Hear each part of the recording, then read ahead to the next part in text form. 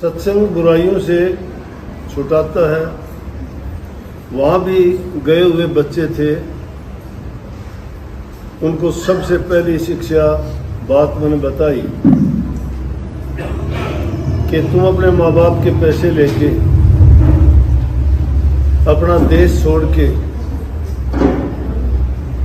इसलिए आए हो कि तुम्हारे माँ बाप के अरमान को पूरा करो। लेकिन जैसा कि बाबा फरीद ने कही है न कि देख पराई चौपड़ी फरीदा ना ललचाए जी, रूखी सूखी खाए के ठंडा पानी। इंसान जरूरत से ज्यादा जब प्रयास करता है किसी भी चीज के लिए तो समझो कि वो उसका लालच बढ़ता चला जाता है। लालच धन का ही नहीं होता, वो किसी भी चीज का लालच हो सकता है। जिस क्षेत्र में भी कदम रखोगे और उस क्षेत्र में तुम जितना अधिक बढ़ते चले जाओगे वो लालच की ओर ही अग्रसर होगा। तो उन बच्चों को बताया कि दूसरे देश में आके तुम्हें जो आज़ादी मिली है, तुम्हें यहाँ कोई ना रोकने वाला ना टोकने वाला, कोई कहने वाला भी नहीं है। गलत रास्ते पर मत पड़ना। गलत रास्ता क्या है? उन देशों में छूट है सब प्रकार की। शराब पीने को बुरा नहीं मानते, मांस मच्छी अंडे खाने को बुरा नहीं मानते, किसी के भी साथ दोस्ती करने को बुरा नहीं मानते। वो इस चीज की कीमत कदर नहीं समझते कि पैसा हमारे क्या काम आएगा। और अपने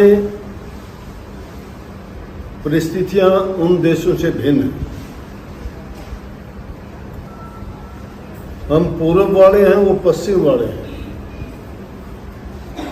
पूर्व में सूर्य उदय होता है और पश्चिम में छिप जाता है, इसलिए वो एक दूसरे की विरोधी चीजें हैं दोनों।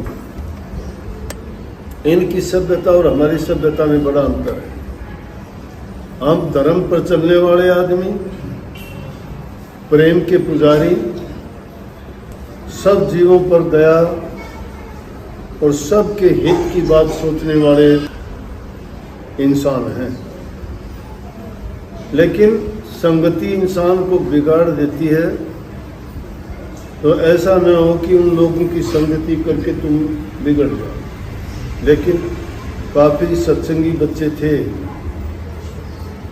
एक लड़का कुरुक्षेत्र से था, गया जाके इतना प्रसन्न होया, कहने लगा कि 9 महीने आज मेरा बड़ा दिन आया है, कि मुझे 9 महीने हो गए यहाँ आए।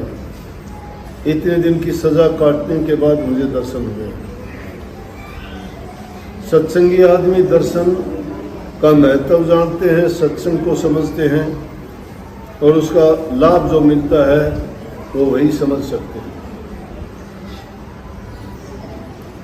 एक वो ऐसी घटना बताने लगा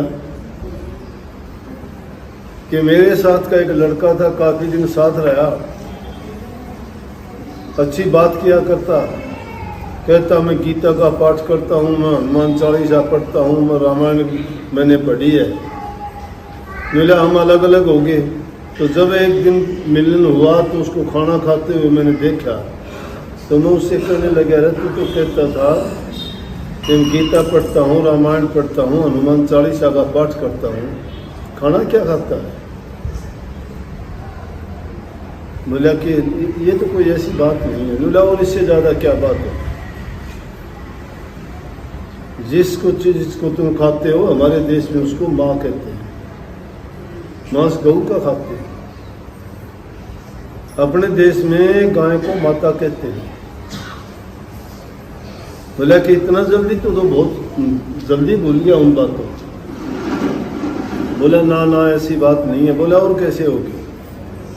लेकिन कहने लगा जी दूसरे को कहने का अधिकार भी क्या है मुझे?